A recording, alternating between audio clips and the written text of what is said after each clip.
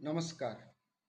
कौन सा देश ने गोलगप्पा प्रथम बार मैंने पहला बनाया था?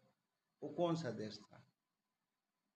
कौन सा फल में कितना प्रतिशत पानी होता है?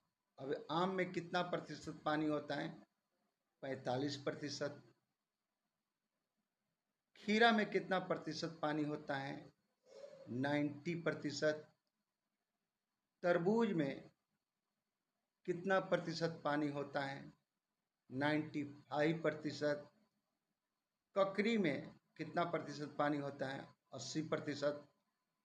ये सारी जानकारी रखना बहुत ही जरूरी है, लेकिन आपको मालूम है तो जरूर बताएं कि गोलगप्पा जिसको बोलते हैं फुचका, प्रथम वो कौन सा देश है जो उत्पादन किया था या प्रोडक्ट किया था या बनाया था? तो गोलगप्पा बनाने वाला पहला देश कौन है?